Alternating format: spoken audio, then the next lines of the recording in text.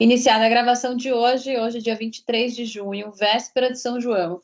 A gente está aqui no Clube de Leitura para terminar um livro que para mim foi muito marcante.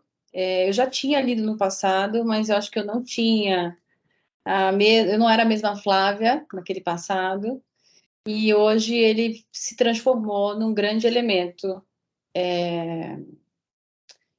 num grande fundamento para vários pensamentos, sabe? Não por uma questão de mudança de valores, isso foi muito discutido com a Edna, eu lembro quando ela comentava lá no YouTube, quando a gente estava lendo o Novo Iluminismo, mas acho que não é sobre mudança de valores, eu acho, assim, nesse caso, o que ele me mostrou muito é de que nem tudo é possível de ser importado, nem tudo é possível de ser transplantado. O contexto de cada um dos países, de cada uma das soberanias, vai definir expressivamente se é possível ou não transplantar uma determinada instituição ou uma determinada conduta. Isso ficou muito evidente. Eu acabei de sair de um congresso de direito em que estava se falando sobre o pilar 2 da OCDE e esse novo universo da economia digital, sobre a localização dessas rendas, como definir uma tributação mínima. E o assunto de hoje não é tributação. Mas o que ficou muito claro é que, primeiro, o Brasil não está na OCDE e a gente sabe que as grandes instituições idealizadas e promovidas pelos países hoje desenvolvidos, que querem definir as boas práticas para os países em desenvolvimento, estão centralizadas nessas empresas e instituições internacionais, né, idealizadas dentro de diretrizes muito definidas pelos Estados Unidos hoje. Mas, assim, a gente não está na OCDE, e por que a gente tem que obedecer, ou pelo menos tem que se preocupar com aqueles pilares? Dois, a forma como a Europa está pensando em regulamentar tudo isso, dentro de um sistema tributário deles, que é completamente diferente do nosso, faz sentido a gente imaginar as ideias de pilar 2 da OCDE para transplantar automaticamente? E o palestrante disse muito claramente, olha, a nossa tributação é diferente, a nossa burocracia é diferente. Os limites dessa nossa burocracia, ou a forma como está delimitado, traz alguma segurança jurídica, de modo que obrigam as grandes empresas de tecnologia a terem subsidiárias no Brasil, como é o Facebook, como é o Google, como é uma série de empresas grandes que a gente conhece. Mas a pauta não é jurídica, a pauta é exatamente tentar entender criticamente como que funciona o trato dessas instituições, como funcionou no passado a determinadas condutas e valores e procedimentos e práticas dos países desenvolvidos, enquanto ele ainda estava naquela etapa do catch-up, que é o catch-up nada mais é do que aquele caminho para alcançar o desenvolvimento, e o que acontece também com as instituições. A reflexão no capítulo das instituições eu trouxe um pouco no encontro passado, porque ele define muito a questão do que toda nova instituição, ela é criada ou constituída por um grupo que tem poder. Um grupo que tem poder e que está interessado em criar um movimento que facilite determinadas circunstâncias. Esse movimento é patrocinado pelas indústrias. Esse movimento é patrocinado por um poder direcionado ou vinculado ao agronegócio. Esse poder está vinculado para as famílias que tinham dinheiro ou muito dinheiro vinculados à monarquia. Para cada uma das soberanias que nós estudamos aqui, a gente tem um cenário diferente, a gente tem um modelo de poder em que se estabeleceu, começou-se a se instaurar a ideia de determinadas instituições. A gente viu sobre a democracia, por exemplo, que nunca existiu a democracia até logo depois da Segunda Guerra Mundial, como existe hoje. E isso é um avanço de alguns séculos, porque para implantar uma instituição, muito deve ser feito. Instaurar qualquer tipo de mudança, me parece que a gente precisa sim transplantar inúmeros estigmas, inúmeros desafios, inúmeros preconceitos relacionados ao fato de ser novo. Quando a gente leu esse livro no capítulo 3, a gente percebeu a dificuldade que foi implantar sociedades de participação limitada, sociedades limitadas, que hoje já está dentro do nosso senso comum. A dificuldade e o preconceito vinculados às questões de sociedade que eram definidas ali na Riqueza das Nações de Adam Smith. Os críticos absolutos de uma possível negligência absoluta dos diretores ou de uma não preocupação dos proprietários e acionistas com o direcionamento da companhia, por essa ideia de socialização de risco que a sociedade limitada trouxe. E eu digo tudo isso porque, veja, todas essas condições e essas noções estão completamente impregnadas dentro de mim, depois da leitura desse livro. Então, não é sobre você chegar e dizer, os países desenvolvidos, viu o que eles fizeram? Viu que eles chutaram a escada? Viu como é que foi? Como é que eles trataram a gente? Eu acho que no capítulo das instituições a gente tem que ter alguma cautela, porque não dá para viver num mundo sem democracia, ou pelo menos a gente sabe que a democracia, como na época não era uma situação prévia necessária ao desenvolvimento, ela foi uma consequência, e hoje a sensação que a gente tem é que a democracia é o início de tudo isso. Se no passado não foi um resultado, hoje a gente trabalha a democracia já com uma origem disso tudo. Porque a gente percebeu, por inúmeros fatores, que o caminho, o sufrágio universal, universal mesmo, para homens e mulheres, a inserção da redução do próprio racismo, ou a eliminação do racismo. Eu vejo todos esses desafios institucionais que a gente olhou no capítulo 3, e isso é um pouco do capítulo 4, porque o capítulo 4 ele vai resumindo. Em menos de 30 páginas, 20 e poucas páginas, ele diz, olha, é isso aqui. Então, assim, não é que a gente não tem... Bom, mas voltando à questão das instituições, quando a gente viu naquele capítulo sobre Lincoln, 1860, o desafio para acabar com a escravidão, o desafio para acabar com a escravidão era o primeiro passo para se iniciar uma nova instituição, que é a instituição da igualdade, se a gente pensar não no sentido próprio de uma instituição, mas instituir o valor da igualdade entre as pessoas. A questão do sufrágio universal nada mais é do que também conseguir instituir e forçar a igualdade entre os gêneros, igualdade entre pessoas de todas as faixas sociais e todas as faixas de riqueza. Quando a gente pensa naqueles desafios do século XIX em diante, a gente estava transpondo inúmeras barreiras e eu acho que um dos fundamentos maiores era garantir a igualdade em relação às pessoas, né? Para que, independente da riqueza, independente da cor, independente do gênero, e foram séculos para a gente tentar instituir a igualdade como uma instituição necessária para o desenvolvimento, que tem a ver com respeito às pessoas, direitos humanos, uma série de outros aspectos que a gente pode vincular.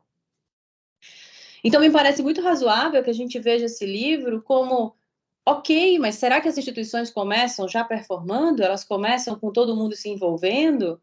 É igual situações como a nossa aqui. Para tomar qualquer decisão, infelizmente, eu não consigo chamar um conselho, fazer uma votação. Nesse caso, por mais democrático que seja, a gente ainda não tem uma organização mínima que a gente se permita entender quais são as características de todo mundo, quais são os interesses de todo mundo, o quanto a gente está segregado ou não por diferenças. Então, no início institucional de qualquer atividade, de qualquer governo, de qualquer circunstância, a gente tem todo esse... Eu tenho a sensação de que a gente tem toda essa dificuldade de instauração, de definir quais são as regras, de definir quem vai participar desses movimentos, de saber se isso vai ser acolhido ou não vai ser acolhido, né? Se determinados comportamentos têm características populistas, mas na prática eles não são verdadeiros. A gente também, por exemplo, nos próprios países desenvolvidos que a gente conversou aqui, eles diziam ou vendiam o neoliberalismo, onde na verdade eles continuavam protecionistas, eles continuavam extremamente conservadores, com uma economia extremamente fechada, em especial até a segunda metade do século passado. E por quê? Porque eu tinha um discurso, uma propaganda, que era para ser consumida por todos aqueles outros, e eu tinha aquilo que de fato eu praticava. E por muito tempo foi assim. E por muito tempo a gente viveu circunstâncias como essa, né? Então, eu acho que esse livro me trouxe e eu quero que vocês falem também nesse encontro de hoje, esse livro me trouxe diversas circunstâncias, diversas reflexões sobre o meu objeto de trabalho, pensando em direito aduaneiro. Ele me trouxe uma visão do direito internacional, ou da instituição internacional e a relação entre os países, porque, concordando ou não, a gente tem alguns fatos históricos que demonstram uma filosofia bem diferente que foi usada no passado e que é usada hoje. Mas eu também acho que a gente vivia outros tempos no passado. No passado, a gente tinha uma cultura diferente, com valores diferentes. E eu acho que é como ler um autor que escreveu no século XVI. Apesar de estar no século XXI, eu posso até ler esse autor. O que eu não posso é criticá-lo a ponto de excluí-lo completamente, de destruir todas as estátuas e até a fogo em todos os livros. Porque o homem é também o homem do seu tempo. E isso faz com que as instituições naquela época, para se proteger, ou na dificuldade de saber. Hoje a gente tem um mundo, e isso são reflexões já a partir do livro, a gente vive num mundo em que as informações elas são instantâneas. A gente sabe o que está acontecendo no como é, naquele submersivo do Titanic em tempo real. No passado, século XIX, não existia telefone, não existia internet, as pessoas não sabiam. Se proteger era um se proteger em que as comunicações demoravam para chegar. Violar regras internacionais demorava para ser provado e detectado.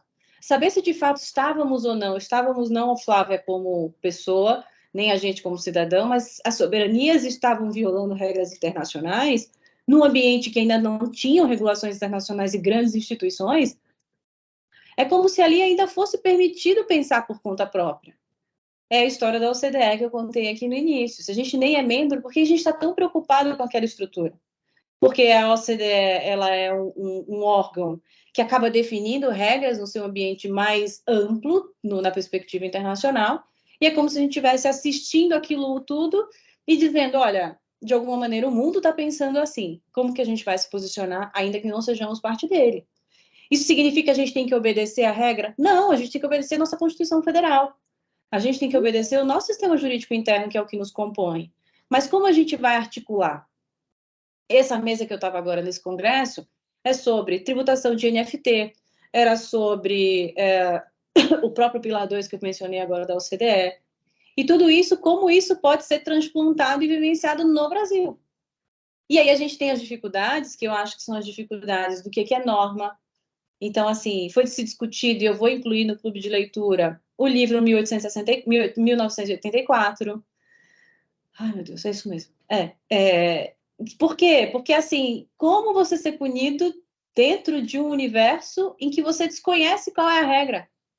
Quando a gente pensa em reforma tributária, estava todo mundo discutindo, ninguém tem a redação da reforma tributária. Então, o que vai ser aprovado às pressas? Todo mundo trancado numa sala e sai correndo para aprovar um texto que ninguém conhece. Como vai ser nossa vida diante desse texto desconhecido? E acho que o que a gente faz em termos hoje, enquanto países subdesenvolvidos, olhando para o mundo, é também uma maneira de dizer como o mundo está pensando e como nós vamos agir. Dá para transplantar? Não dá para transplantar. Por que não? Porque o nosso contexto é diferente. O homem no seu contexto. É como as palavras. As palavras, elas não têm nenhum valor negativo enquanto palavra. A palavra é negativa, ela ofende, ela maltrata, ela machuca, ela viola direitos individuais quando ela está dentro de um contexto. As palavras sozinhas, elas não têm como agir. As palavras sozinhas, eu digo, como a gente lê em um determinado papel, descontextualizadas. Então, para passar a palavra para vocês, de algum modo, o que esse livro me fez foi... A minha voz falhou, vou tomar um cafezinho. O que esse livro me fez foi olhar com essa visão um pouco mais macro de que nada começa soberano desde o princípio. Essa é uma frase de Hart que me agrada muito, de Herbert Hart. Nada é soberano desde o princípio, nem as instituições, nem os países em desenvolvimento, nem os países desenvolvidos. Muito do que a gente aprende olhando para o internacional é também não necessariamente para copiar e reproduzir, mas aprender com determinados erros e acertos. O que a gente vê no livro é dizer assim, olha, eles não são tão ingênuos assim. Cuidado com o discurso de propaganda. Cuidado com o populismo internacional que quer atrair um determinado comportamento, direcionar um determinado comportamento que só vale para os outros, não vale para eles próprios. Ou quando eles puderem ocultar ou disfarçar, assim o farão, como fizeram em relação à bandeira do neoliberalismo lá nos séculos passados. Né? Então, quando a gente estava pensando em Adam Smith criticando a sociedade limitada, quando a gente estava pensando em todas as comunidades naquela época discutindo falência, discutindo auditorias, leis de concorrência, discutindo uma série de conceitos institucionais, eles estavam fazendo brotar aqueles conceitos para que eles fossem aceitos. E eu tenho a sensação de que muito do que a gente faz hoje e se impulsiona para recusar, para rejeitar, para criticar, tem também muito a ver, tudo que é muito novo, tem a ver com a novidade. O porquê não ficar aqui e organizar a nossa vida? Por que a gente tem que criar algo novo? Né? Isso vale para várias coisas que acontecem ao nosso redor. Então, eu fiquei muito feliz com esse livro. Do ponto de vista pessoal, eu cresci muito lendo esse texto. Eu acho que eu fiquei um pouco menos ingênua e, ao mesmo tempo, eu consegui ficar bem mais atenta às condições. Quando a gente pensa que a gente precisa de um país industrial, a gente vai fazer sempre uma crítica em relação a qual é a indústria que nós precisamos, que indústria a gente precisa valorizar. Por isso que vem uma grande crítica à indústria automobilística. Qual é a indústria que nós queremos para o nosso país? Porque hoje a gente alimenta quase o mundo inteiro com a nossa agricultura. Mas se a gente vai implantar a indústria, como se especializar? Como importar e aprender com a melhor tecnologia? Como garantir que dentro desse país subdesenvolvido a gente consiga aplicar os recursos dos tributos, direcionando o amadurecimento da indústria da tecnologia? Como esses benefícios fiscais eles podem se colaborar para o crescimento industrial do país real, de fato, que vem desde a formação das pessoas, a educação das pessoas, o treinamento, a indústria que tem valor lá fora, não é uma indústria que traz tudo, monta e devolve para o mundo, porque aqui é um país barato de se produzir. Então, assim, qual é o tipo de indústria que nós queremos? Então, discutir sobre industrialização também não é só vamos colocar a indústria de qualquer jeito, vamos deixar o país, isso numa política liberal, sem intervenção absoluta do Estado, entregar o que a gente puder em termos de subsídios e lavar as mãos. Também não é bem assim. Então, a gente meio que, quando ele sai das condutas, vai para a instituição, e da instituição ele conclui, a gente tem uma sensação muito clara de que existe aquilo que a gente quer praticar e praticou, existe aquilo que a gente não pratica mais, porque a gente percebeu os efeitos nocivos de determinada conduta, e tem aquilo que a gente ainda pode ou não praticar, porque nem todas as condutas atuais dos países desenvolvidos, elas se aplicam e replicam para os países em desenvolvimento de maneira automática e infalível. Então, acho que tudo isso fez com que a gente pudesse fechar, e aí a gente vem com bancos internacionais, a gente vem com o Fundo Monetário Internacional, que também foi uma virada do século passado, os bancos centrais, como instituições financeiras, precisavam regulamentar toda essa distribuição de recursos, regulamentar esse fluxo de moeda, tudo isso instituições que surgiram para garantir, sim, de algum modo, a concepção do desenvolvimento econômico daquelas soberanias e das nossas soberanias. Então, foram bancos de refinanciamento mundial depois da Segunda Guerra Mundial. Essas organizações surgiram também ali depois da Segunda Grande Guerra e muitas outras instâncias institucionais que são importantes. O que o autor diz é qual é a mais importante? Qual seria, em termos de gradação, aquelas que se realmente são boas instituições? O que são boas práticas, né? Então, assim, a crítica é como avaliar, dentro do contexto de cada país, aquilo que de fato é bom e daquilo que é ruim. O que a gente precisa preservar? Quando eu postei nesses dias aquela questão das baleias, né, na Dinamarca sendo mortas por uma questão cultural, então, assim, vocês estão preocupados com o desmatamento na Amazônia? Todo mundo aqui com os olhos no Brasil, a maior crítica do mundo, todo mundo querendo intervir na Amazônia, e ninguém está preocupado com a extinção das baleias? Aqui teve a maior apreensão de barbatanas de tubarão em Santa Catarina, que eu recebi uns links, mas lá é cultural, aqui é ilícito. Então, quando a gente fala que o IBAMA apreendeu que representava 10 mil tubarões que foram mortos, pescaram para poder vender barbatana para a Ásia, a gente está pensando já num ambiente de ilegalidade. Se ainda tem essa cultura da pesca, e depois de tudo isso, esse tal tubarão foi identificado como em extinção. Então, assim, a gente está pensando. E aí eu vi as duas matérias, né? Porque eu postei as baleias da Dinamarca, aquela cena horrível de um mar vermelho, e eu vi a questão das barbatanas. Lá o governo disse, olha, apesar das críticas dos ambientalistas, isso aqui é a nossa cultura, a gente vai continuar matando baleia nessas condições. E aí eu recebi, olha, doutora, mas não é só lá não, o que a gente está fazendo aqui? Aqui já era um modelo de apreensão de uma conduta ilegal, o governo não estava apoiando, o governo estava limitando. Então, por exemplo, é provável que a gente ouça discussões ou chegasse em matérias e dissesse, olha o que Santa Catarina está fazendo com os tubarões. Santa Catarina foi responsável pela extinção daquela espécie. Você entende que são dois discursos e por isso que a gente tem que ter muito cuidado hoje com as informações para a gente não sair por aí simplesmente reproduzindo aquilo que a gente vê. Porque Santa Catarina não necessariamente estava fazendo igual à Dinamarca, mas eram duas violações ao meio ambiente, duas circunstâncias que poderiam levar animais à extinção. Situações rejeitadas, uma considerada ilícita e outra culturalmente lícita, tá?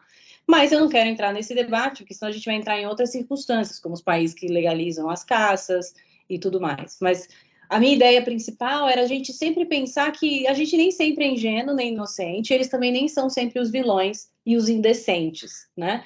Eles, eu digo, esse cruzamento. E o texto não faz com que a gente pense assim. O texto, ele ajuda a gente a discernir sobre contextos históricos e sobre determinadas condutas que eles fizeram por muito tempo e hoje não querem que a gente faça mais, né? E, e talvez nem seja tão eficaz determinadas circunstâncias naquela extremidade que se vivia no passado. Por isso que eu acho que tem o homem no tempo e as instituições no seu tempo, desde quando ela surge, como ela se desenvolve. E a gente tem percebido mudanças enormes nos valores da sociedade nos últimos 30 anos. Você imagina em 3, 4, 5 séculos. Então, eu acho que tem muita coisa para a gente refletir, mas da exata maneira como ele propôs, e ele diz aqui no início do livro, porque eu escrevi para mim, ele diz exatamente assim: olha, eu vou ser alvo de muitas críticas, mas o que eu quero, por quê? Porque eu estou sendo generalista. Mas o que eu quero com esse livro é mostrar, eu não vou achar a página, o que eu quero com esse livro é fazer com que vocês, com essas informações, logo no início, vocês consigam refletir sobre isso. Então é como se ele trouxesse pílulas históricas para dizer assim: reflitam sobre isso. Não existe vilão nem mocinho nessa história. Existem contextos históricos, práticas, que hoje ninguém quer que nós façamos mais. Ninguém quer que seja feito mais. E pode ser até que eles façam, mas a propaganda nunca vai ser no sentido de que tem sido executado tudo isso. A gente viu muitas questões em termos de protecionismo sendo praticados dentro da cortina de antidumping. E antidumping é um tema legítimo, mas como eu estou usando o instrumento do dumping para isso? Então, assim, são temas que podem estar escondidos em determinadas questões propagandísticas. E eu vou falar um exemplo aqui que eu vi também no congresso do IDEP, que eu estava na quarta-feira, que o Everardo Maciel disse assim: vocês já estiveram em Brasília nos últimos tempos? Vocês foram lá nas últimas semanas? Vocês perceberam que cada ponto de ônibus tem uma propaganda da reforma tributária? Vocês perceberam que no aeroporto tem propaganda da reforma tributária? Como é que surge um projeto às escondidas que já tem um patrocinador? Porque para ter marketing, para ter propaganda, tem um patrocínio, tem um interessado. Porque se fosse um programa de governo, não precisava telões, propagandas em todos os lugares. Então, existe aí o que o palestrante disse: existe aí uma cortina de populismo fiscal que a gente precisa ficar atento, porque não é possível que é tão bom assim, ninguém sabe o que é, não tem texto, tem um relatório que saiu semanas atrás, mas ninguém sabe muito o que é, e no final das contas está todo mundo divulgando que é uma ótima coisa. Será que precisava de propaganda para ser considerado uma boa alternativa? Mas tudo isso para a gente não ser ingênuo a ponto de dizer: propaganda, isso deve ser bom mesmo. A gente já não tem mais nem nível intelectual, nem idade para acreditar nisso. A gente precisa olhar e dizer: o que será que tem por trás de tudo isso? Qual é a indústria que se beneficia com o projeto de reforma tributária e unificação dos tributos? Se o país precisa de arrecadação e precisa de reindustrialização, que esse é o lema, que tipo de indústria a gente vai incentivar? Com a experiência lá fora, quais são as indústrias que são de fato indústrias perenes, que geram crescimento para o país? As indústrias que agregam tecnologia, as indústrias que fazem com que toda a comunidade se desenvolva tecnicamente e economicamente, fazendo com que a economia de fato flua, cresça movimente, tenha recursos movimentando tudo isso. Mas toda essa reflexão, pessoal, para dizer que eu adorei o livro, e a minha ideia, a partir dos próximos passos, para esse segundo semestre, a gente vai ler Por que os Clássicos, para dar uma refrescada. E por que refrescada? Porque a gente lê o Novo Iluminismo, que tem inúmeras informações, vários dados, que tem tudo meio que revelando também um mundo que a gente estava ali meio se escondendo dele, ou a gente estava se escondendo dele, ou as informações que chegam da gente escondiam esse mundo, como o Steven Pinker trouxe. A gente começou a ouvir muitas informações que deixaram a gente também nesse movimento meio reflexivo. Ontem eu perguntei na minha rede social o que conectam as pessoas, que tipo de conteúdo conectam as pessoas. E teve uma pessoa que respondeu: é o conteúdo que me traz um desconforto, que faz com que eu não pare de pensar, que eu fique ali meio que tudo que me faz refletir. E eu achei esse comentário fabuloso, porque de alguma maneira é o que impulsiona a gente. É esse desconforto, é esse querer entender um pouco mais. É a gente sair do capítulo dos Estados Unidos desse livro, é ir para o seriado Lincoln, é ler a biografia, é entender o que aconteceu com essa escravidão ao longo dos últimos séculos e qual foi esse desafio para instituir a tal da instituição da igualdade que a gente ainda não conseguiu alcançar, né? Mesmo depois de tantos períodos, né? E aí, saindo desse texto, eu pensei, a gente lê o Ítalo Calvino, primeiro porque a gente dá a chance de sair um pouco dessa chuva de dados e pensar na literatura na sua profundidade. O texto não diz por que ler os clássicos na prática. A frase é um pouco enganosa, né? A frase, ela diz, o primeiro capítulo ele diz ali algumas ideias do porquê ler os clássicos, mas o que ele faz é escolher alguns clássicos e transcorrer minimamente sobre eles, para meio que demonstrar por que a essência de determinados textos traduzem essa ideia de clássico, essa ideia do que talvez não envelhece, do que talvez possa ser lido em qualquer momento, que vai entregar a mesma informação. Outra professora no congresso disse assim: olha, eu comecei a ler dos mais novos para os mais antigos. E quando eu cheguei em Aristóteles, eu pensei, por que eu não comecei e fiquei aqui somente? É como se ali ele já tivesse dizendo tudo que já disseram para frente, e ele era o único que tinha de fato razão. É como se na frente não tivesse nada de novo e ele já fosse um homem muito à frente de todos os tempos. O que significam esses clássicos? Então, quando eu escolhi o Ítalo Calvino, foi justamente para a gente dar uma parada nessas férias de julho e conhecer esses clássicos que ele está sugerindo e entender qual que é a linha narrativa do Ítalo Calvino para nos convencer das razões para continuar lendo clássicos. E o meu objetivo, sem dúvida, é ler clássicos. Clássicos ou autores que trazem uma certa noção de imortalidade, porque para mim o clássico ela tem essa, ele não é perecível, né? É alguma coisa que não fica obsoleto, é alguma coisa que por mais que tivessem valores diferentes, ele nunca morre. E esse livro da imortalidade do Milan Kundera que eu tenho indicado, ele é muito interessante por isso, sabe? Então, eu acho que ler o Ítalo Calvino agora, em julho, é muito dar essa refrescada e entender por que os próximos autores. Mas como a gente está estudando essa ideia econômica, esse movimento do mundo, essa importância do governo na intervenção na economia, ou pelo menos de que maneira essas bandeiras foram muito importantes, né? O meu desafio é que a gente faça um estudo sobre o poder nesse segundo semestre. Então, o eixo temático das leituras do nosso segundo semestre é o poder. O poder é refletido em várias circunstâncias, desde pensar em Maquiavel, no Príncipe. A gente vai ler A Metamorfose, de Kafka. A gente também vai ler um livro esse livro aqui, do Henry Kissinger, que não está aqui na minha frente, que chama Sobre a Liderança, que é falando sobre muito do perfil de grandes estadistas que a gente conhece, qual que era o comportamento deles em termos de liderança. Isso aí já vai estar ficando para o final. A gente vai ler um texto do Milan Kundera que chama A Ignorância. A gente vai ler nesse semestre um diálogo entre Chomsky e Foucault sobre o poder. Então, são livros finos, tá? Não são. Tem um livro que é o Psicopolítica, do Byung-Chul Han, que é esse aqui, Psicopolítica, e conversa muito com o que a gente leu, que é o Neoliberalismo e as Novas Técnicas de Poder.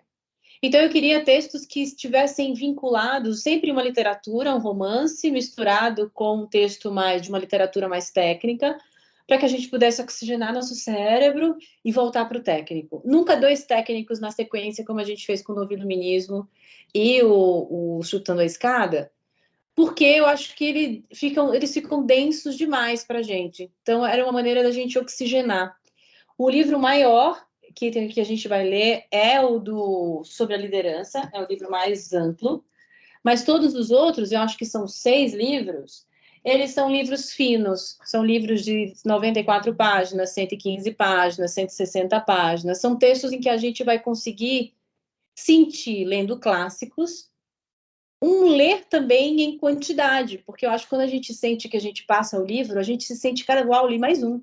Terminamos mais um. Eu acho, chegar num encontro como esse, a gente olhar e dizer assim, uau, a gente terminou mais um, isso é muito bom, a gente entendeu o que a gente leu.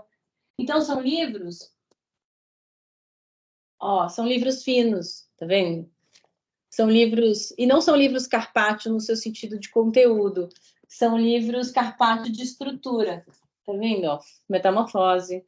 Então, são textos que eu pretendo estruturar de uma maneira que a gente consiga ler em quantidade e em qualidade. Essa é a minha proposta, né? O Príncipe e a Ignorância, tá vendo? São livros pequenos, mas são baita livros. Quem de vocês chegaria na livraria, olharia para Maquiavel e diria: Maquiavel, você estava me esperando, você vai para minha casa hoje e eu vou devorar você. Ano que vem eu quero começar diferente, né? A gente vai ler Nietzsche, Além do Bem e do Mal.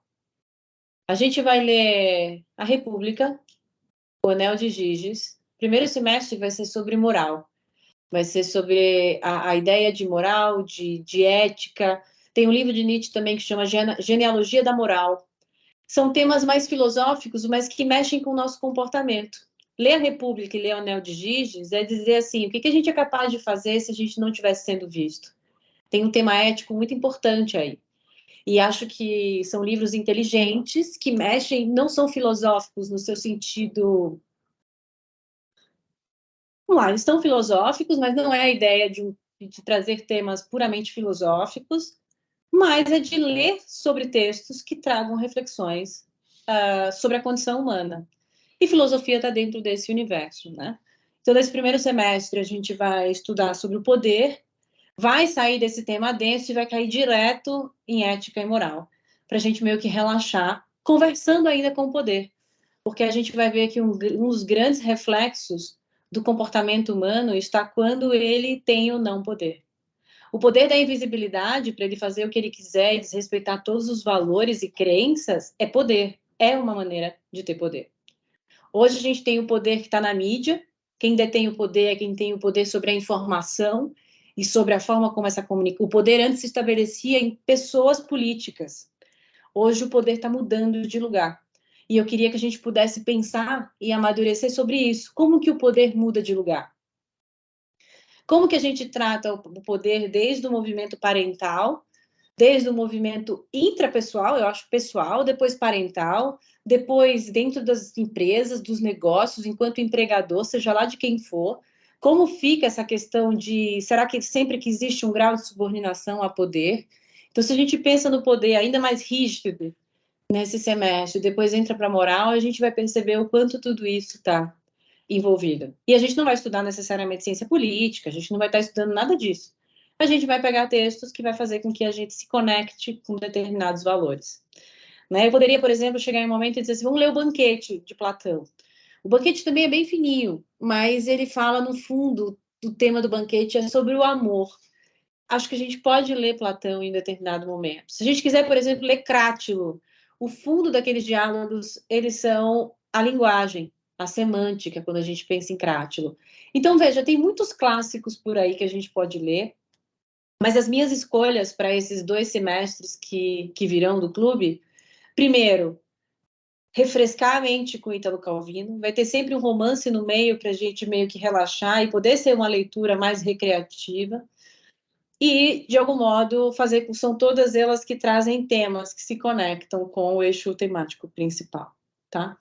Então, essas foram as minhas razões, os motivos que me fizeram escolher determinados textos.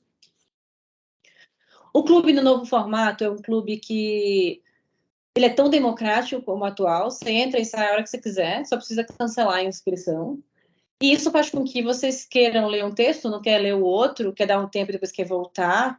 Essa agenda vai estar sempre aberta.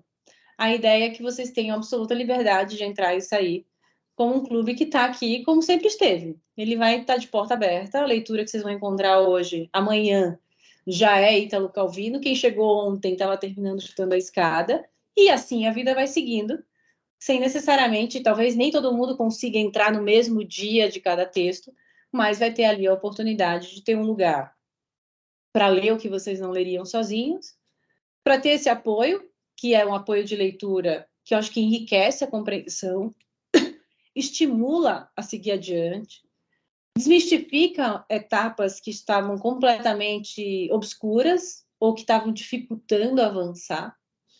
Eu, por exemplo, para começar o texto Além do Bem e do Mal de Nietzsche, eu li a primeira página umas 3 vezes para pensar sobre a pergunta que ele faz: qual é a sua vontade de verdade? Então, se você pensa assim, qual é a minha vontade de verdade? E aí, isso tudo vem com uma série de coisas.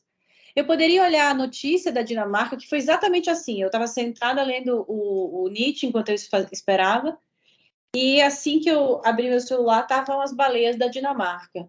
E tem uma passagem que ele diz ali na primeira página, ele diz assim, será que hoje as coisas não estão meio paradoxais, em que as pessoas procuram verdade pelo engano, é a verdade pela obscuridade, é a verdade pela fake news, é a verdade por aquilo que a gente desconhece, a ideia do paradoxo dentro desse universo da verdade. E eu achei fabuloso, tanto que eu disse, se isso aqui era só para mim, isso vai virar uma reflexão do clube, porque para o segundo semestre, tá? Para o momento, a gente vai ler Em Nome da Rosa, de Humberto Eco, que é um texto para a vida inteira de qualquer pessoa, o clássico do clássico. Então, assim, é um texto que também está listado. E é isso, pessoal. Nesses 40 minutos que eu disse para vocês que ia falar 15, eu vou agora abrir para vocês tirarem dúvidas, para vocês falarem, para vocês se expressarem, para vocês opinarem, né? Porque, afinal de contas, esse clube existe porque vocês existem. Senão era eu lendo sozinha e refletindo comigo mesma o tempo inteiro, que é isso que eu faço sempre, né? A minha inquietude intelectual faz com que eu esteja sempre refletindo. Veja, eu estava ligando um texto do Nietzsche com o que aconteceu com as baleias da Dinamarca. Então, assim, mas não tem nada a ver. Tem, é verdade pelo engano. Se o governo acha que aquilo ali é cultural, que verdade eles querem contar pra gente? Que matar baleias é legal. Que matar baleias não tem nenhum problema, desde que seja com justificativa cultural. Então, qual é a verdade? Para nós, talvez uma verdade pelo engano. Para eles, talvez seja verdade pela verdade. Mas o que é tão paradoxal aí? Então, são por essas e outras que eu passo a palavra para quem quiser fazer algum comentário, quiser falar. Esse vídeo vai ficar gravado, como sempre. O Padlet não vai desaparecer, mas a ideia é que o clube e todos esses vídeos vão ficar hospedados no Hotmart. Por que no Hotmart? Porque você acessa pelo celular e você consegue ter... O Padlet vai existir, só que ele vai ter o acesso exclusivo para as pessoas que estão com os e-mails cadastrados, mas também vai ter um conteúdo de vídeo lá. Por que eu não coloco um conteúdo de vídeo aqui no Padlet? Porque se eu colocar como link de YouTube, a gente vai ter uma questão de compartilhamento desses links. Então, não que eu acho que, na verdade, no final das contas, é até produtivo se alguém vê um vídeo como esse. Mas é como se a gente protegesse, desse alguma proteção para aqueles que, de fato, estão dentro do clube exclusivo. Então, é uma maneira de tornar exclusivo mesmo. O acesso a tudo vai ficar lá por todo o tempo que vocês estiverem inscritos. Quando vocês não se inscrevem ou não renovam a assinatura do mês seguinte, o acesso ao Hotmart ele é bloqueado. Isso significa que a história inteira do clube, ele não vai ter turmas. A história inteira vai estar ali. Então, se você entrar hoje, você vai rever textos. Claro que agora ele está surgindo. Mas a ideia é que se a gente entrar daqui a um ano, e vocês estiverem lá, vocês vão ter acesso por tempo indeterminado ao conteúdo do Chutando a Escada. Vocês vão ter acesso indeterminado ao Porquê Ler os Clássicos. A ideia é que mesmo quem nunca participou de tudo isso, mas que está ali, que acabou de chegar, ele vai ter acesso a todo esse material. Porque não faz sentido para mim controlar esse conteúdo. Faz sentido para mim selecionar aquele que de fato está interessado no texto. Filtrar aqueles que de fato estão envolvidos com o clube. E não só assistindo, não só fazendo benchmark, não só ali espiando, né? E é isso porque eu tô sem voz. Vamos lá, vou passar a palavra para vocês. Dúvidas? Perguntas? Oi, professora. Tá me ouvindo bem? Ok. Tô te ouvindo. A minha pergunta. Ok, ótimo. Bom, em relação, não sei se eu te comentei, que eu faço direito aqui, estou no 4º ano. Então, assim, esses 2 livros eu pude acompanhar muito sumariamente, não muito rasamente, assim. Prometo que no próximo eu vou conseguir acompanhar melhor. Mas eu estudando Direito da União Europeia, eu vi muita coisa interessante já, mesmo que eu peguei alguns pedaços do livro, achei que é muito isso que a professora está falando mesmo, porque é muito o que o país está vivendo, por exemplo, dentro, não é que eles... Cada um tem sua história, cada um tem o seu... Por exemplo, na história de Comoló, não? Que é a história ali da Inglaterra. Ali começou com as cortes Regina, mas tinha os fazendeiros também que administrava. Então, teve uma história, tudo teve muita luta, não foi assim que copiava de um lado para o outro, né? Como o Brasil muitas vezes querem, eu vejo, querem fazer assim, copiar e achar que funciona dentro da nossa cultura brasileira. Então, eu achei Na verdade, que não é já... necessariamente, só para interromper, não é necessariamente o Brasil que está copiando, é que estão impondo para a gente a reprodução do que já está impondo, eu digo assim. É como se existisse uma força que quer que a gente implante exatamente como tudo está lá, exatamente transplantando, sabe? Não é Sei. necessariamente uma vontade do Brasil de fazer isso, mas não que a gente não esteja. O que eu quero dizer, assim, só para corrigir, é que não é o Brasil está tentando copiar. Não, Existe mas uma talvez tentativa porque de... o brasileiro, por a gente ter pouca história, certo? O Brasil nasceu em 1500, aqui tem muita história, então que é o berço da civilidade, como dizem aqui, né? E aí a América Latina tem uma visão talvez um pouco muito mais do que é realmente, sabe? Da história, das problemáticas aqui. Talvez uma ilusão, não sei se posso explicar dessa forma. Tem acha que é uma referência. Muitas vezes a Europa não é uma referência. Assim, o Brasil tem uma força que ele não tem, que não acredita. A gente tem muita capacidade, mas a gente se deixa muito influenciar, talvez, por um jogo de marketing, talvez, não sei. Então, assim, só para concluir que, assim, eu li esse livro, achei muito interessante, porque eu vi toda a história aqui da União Europeia, estou estudando como law e civil law também, então deu uma visão bem, assim, mais crítica para mim. Agora, nesses próximos livros, eu acho que legal o debate, né? Se a gente vai poder ter debate ou não, porque vai ficar gravado, é legal, vai poder fazer pergunta ou tem que escrever para não ficar poluído a gravação. Não, na verdade, os encontros vão ser exatamente iguais a esse, exatamente igual, só que esse vídeo vai subir para a plataforma. Não é alguma coisa que eu vou gravar sozinha e vou colocar lá. Vai acontecer exatamente a mesma coisa que acontece hoje. Só que vai ficar lá na Tá? plataforma esse vídeo centralizado com todo o conteúdo vinculado àquela etapa da leitura, entende? Então, assim, Sei. é exatamente esse vídeo aqui que vai subir. Então, quem É, participar vai ter debate. Se não tiver ninguém, vai ser só eu. Mas se tiver gente, vai ser debate. ok. Não, tá. Minha dúvida era essa. Mas vai ser exatamente igual ao nosso modelo, né? Não, mas começa já a abrir, já tem uma visão diferente das coisas, né? Esse livro deu uma visão bem diferente, assim, como é estruturada as instituições, como que tinha as manobras, era cheio de manobras para conseguir montar, tira aquela ingenuidade da gente, né? Mas vejam, a gente está contando a história de frente para trás. Quando a gente conta uma história de frente para trás, é como se a gente olhasse para a nossa vida e dissesse: olha, eu fiz isso, eu fiz aquilo, eu acertei, eu errei, olha, eu fui pelo caminho certo. Mas quando você está fazendo, você ainda está. Você está testando, né? Você está experimentando, você está indo com determinadas situações que você não vem com uma experiência prévia. Você decide e vai seguindo. Então, contar a história de trás para frente, de frente para trás, ou seja, do hoje para o ontem, é muito mais fácil a gente criar várias narrativas para o que estava acontecendo. mas o que a gente vai fazer no próximo minuto é muito inaugural, entende? E acho que o mundo viveu também muito isso no século XVII, século XVIII. Então, hoje a gente olhar para trás e contar toda essa história é, digamos assim, mais fácil, né? E criar também rótulos também é muito mais fácil. Fernanda. Oi, pessoal, oi, Flávia. Esse livro só ele me incomodou a leitura inteira. Eu ficava, meu Deus, o tempo inteiro ele só me incomoda. Eu não terminei ainda, mas ele me incomoda bastante.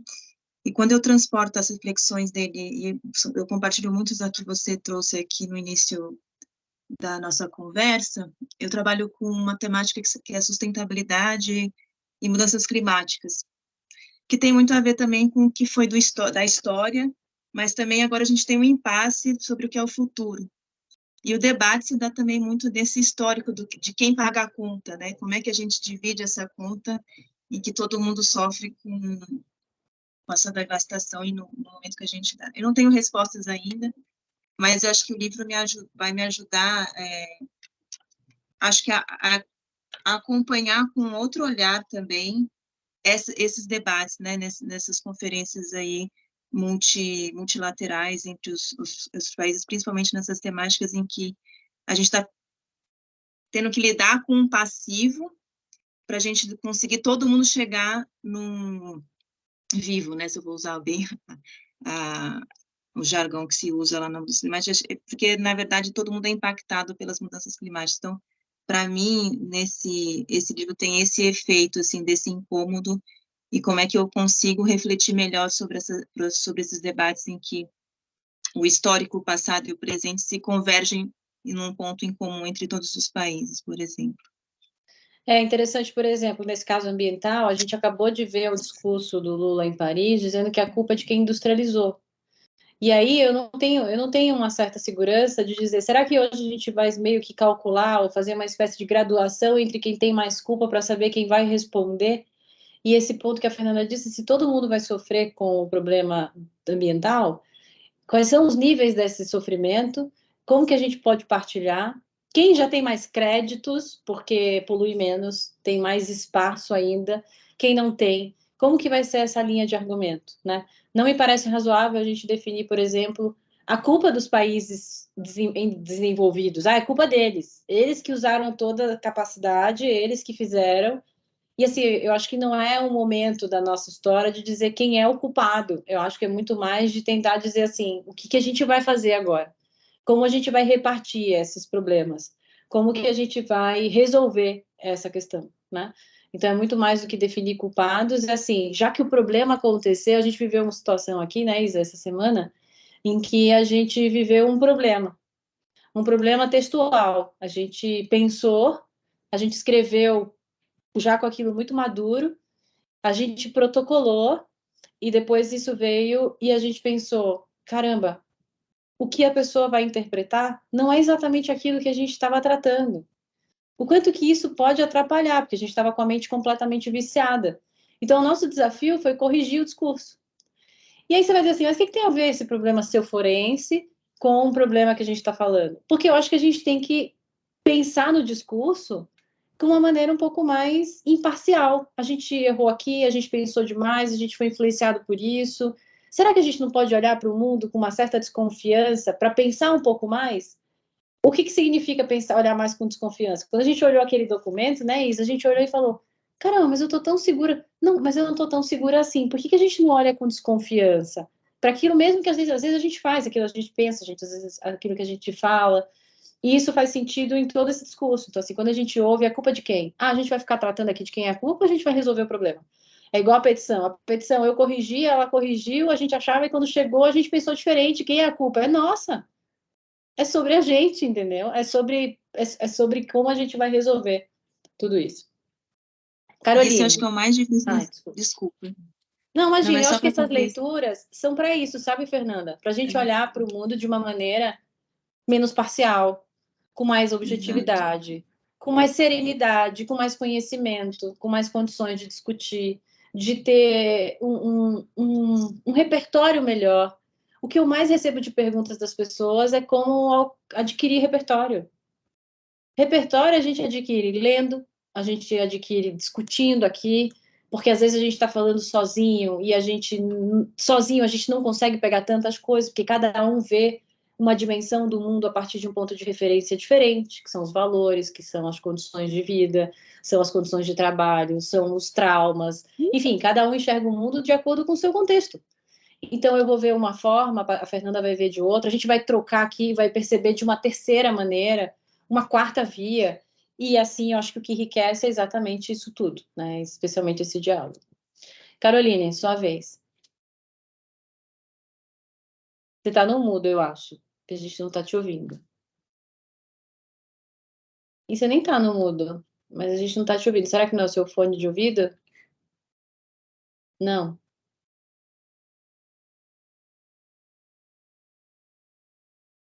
Eu vou passar para a Gabriela e a gente tenta de novo. De novo, não está funcionando. Gabriela, sua vez. Oi, gente, boa tarde. Estão me ouvindo? Estamos. Primeiro, agradecer, né? Porque eu acredito que eu comecei a seguir Flávia de maneira muito despretensiosa, e aí fui ficando, e fui sendo realmente tomada pelos livros, pelas reflexões, pela conduta, por várias coisas. E chegar até aqui é um caminho, né? Passa a fazer parte da vida da gente, eu digo assim. E esse livro, junto com o Novo Iluminismo, eles já ficaram como os meus livros, assim, foram lidos, mas são de consulta também. Serão, assim, para mim, eles ficaram como pauta de muitas coisas. E eu achei bem interessante a reflexão final que ele bota do adágio chinês clássico, né? Deixando passar ganhos maiores e mais a longo prazo por buscar com excessiva ambição outros menores e mais imediatos. Isso, para mim, faz com que a gente consiga linkar com nação dopamina, com o quanto que a gente está vivendo hoje. E os países já fazem isso, né? É a busca pelo poder imediato, por aquilo que eles conseguem controlar de maneira muito, muito rápida. Eles não percebem que, ajudando ou melhorando as boas práticas e as boas políticas dos países em desenvolvimento, eles também estariam ganhando, mas a longo prazo, né? Mas a ideia de poder, né? A gente volta para a ideia de poder, que é assim, eu tenho 4 anos, eu tenho um período de gestão. Como que eu tomo proveito de tudo isso por um determinado período, para quem sabe eu ficar um pouco mais ou sair de vez? Isso. Então, assim, eu acho que tudo isso tem. O cerne é o poder. Na nossa vida pessoal, ele tem outras nuances, né? Mas nesses casos aqui, por que o poder interfere tanto dentro de uma cronologia? Porque existe sempre um papel de plano de governo e não um plano de Estado. Então, por isso que, em algum modo, a gente sente isso, né? E a Europa, a propósito, sempre viveu um regime, ou pelo menos alguns lugares, viveram um regime monárquico. Então, existia uma gestão de tempo que era enquanto o rei vivesse, e depois que ele morresse, um outro viria, mesmo que tivesse um movimento parlamentarista. Não é sobre isso que eu estou falando, mas aquela monarquia inglesa que estava ali eram sucessores de uma nação. Então, eles precisavam fazer acontecer. Não era um presidencialismo que a cada 4 vive, problemas que a própria América Latina vive em termos de processos inconstitucionais, ditaduras, enfim, uma série de outras circunstâncias que, assim, como que a gente faz para dar um golpe militar aqui num período X para poder a gente ficar mais anos? Aconteceu na Espanha, a gente ouviu aqui, enfim. Mas eu só queria pautar que eu acho que isso aí tem muito a ver com a relação da ideia de poder, né? Isso, é tanto que eu coloquei assim, que foi um aprendizado para a vida pessoal, mas também um aprendizado para o lado profissional e para olhar o mundo, né? É uma perspectiva, um repertório para isso. O quanto que os discursos, eles se contradizem, de teoria e de prática, né? O quanto que eu faça o que eu digo, mas não faça o que eu faço, criou tanto valor dentro dessa perspectiva aqui do livro. Mas eu acho que também tem uma outra ponderação, tá? Será que a gente também não está fazendo a mesma coisa? Será que a sociedade, as pessoas não estão ali dizendo muito do que as pessoas devem fazer e na prática elas não são nada daquilo? Por isso que a gente vê tantas coisas esquisitas aí na vida, né? E agora que as pessoas se publicam tanto, a gente também percebe, às vezes isso é uma cultura dessa contradição, né? Desse paradoxo que é o discurso versus a ação, né? Isso. E assim, estudando para os meus concursos, eu vi o quanto que eu gostei muito dessa metodologia que ele coloca da perspectiva histórica, que é exatamente a gente não se limitar àquilo que está ali aquele fato que se apresenta tal qual nos é apresentado, mas a gente fazer uma análise, uma cronologia, pelo menos para compreender, né? E a educação como base de tudo, né? A quem favorece que tenhamos exatamente algo nesse sentido, o pensamento crítico, a leitura, a compreensão daquilo que foi, daquilo que virá, né? Então, e a quem não favorece, né? Então, é basicamente isso, assim, a cabecinha ferveu tanto, porque em qualquer matéria A minha também, a minha ainda está fervendo, e eu acho que são livros que ficam para sempre, e eu acho que essa é a função de alguns clássicos, né? É de ficar ali na nossa prateleira, seja porque ele é uma literatura técnica, seja porque ele tem dados, e acho que sempre ativa o nosso racional. Eu também vou sempre escolher textos que eles podem ser referência, por isso que a gente não vai ler best-seller. Por isso que os nossos livros nunca vai estar na frente da vitrine. Até pode estar, mas não é a ideia. Ele não deveria estar lá, né? Ele pode até em algum momento aparecer, mas porque ele é uma boa solução. Não estou falando que o best-seller é ruim, tá? Não é disso que eu estou dizendo.